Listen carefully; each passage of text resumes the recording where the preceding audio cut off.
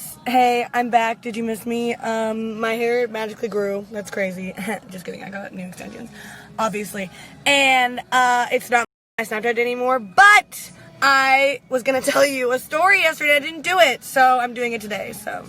So here's the deal. I don't know if you can tell or not, but every week we've been picking a different song from our album, Sad Girls Club. There's the merch. I literally wear it all the time.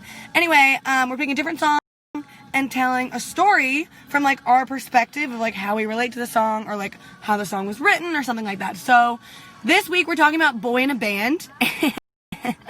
And I have a story about a boy in a band, which I'm going to tell you right now.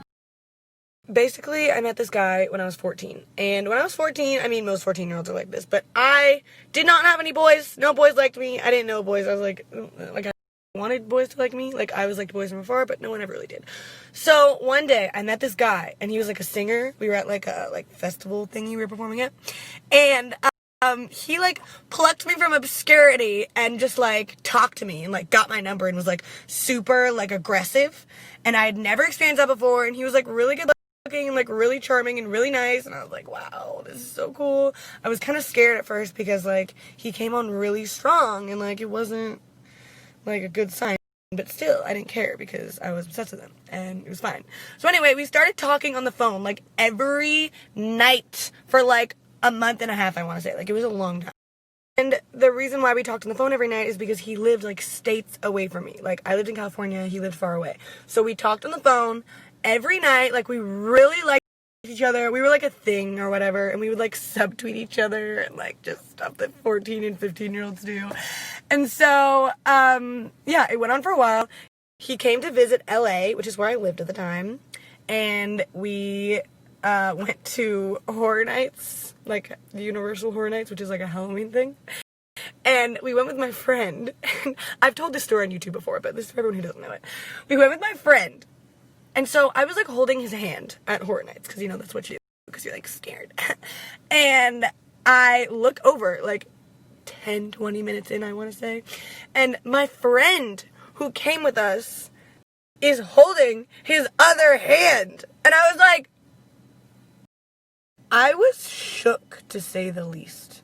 Like, if you didn't get this picture, we were walking, he was in the middle of us, I was holding his one hand, me, the girl that he liked, and then she, my friend, was holding his other hand. I don't get it. It was so weird. And like, at first, I was mad at her because I was like, oh, she's like coming on to him. And like, she was. But he wasn't like letting go or like telling her to get off. Like, he would only let go of her hand when I would let go and like walk away because I didn't want to be a part of that. But like, up until I walked away, he would just hold on to her hand and just like let it happen. And it was so weird.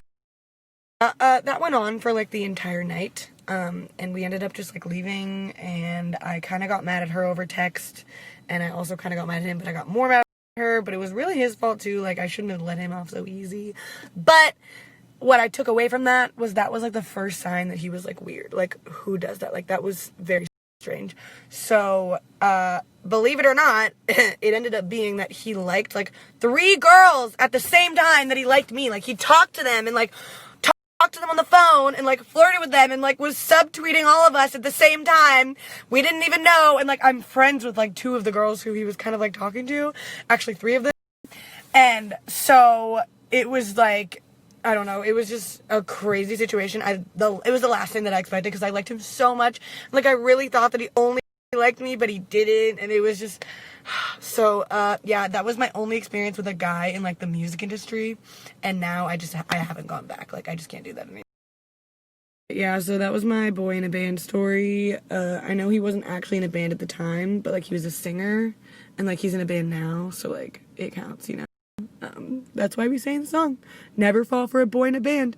No offense, not to generalize everyone in the music industry, but singer boys are just kind of sketchy. Like, it's just how it is. So, never fall for a boy in a band.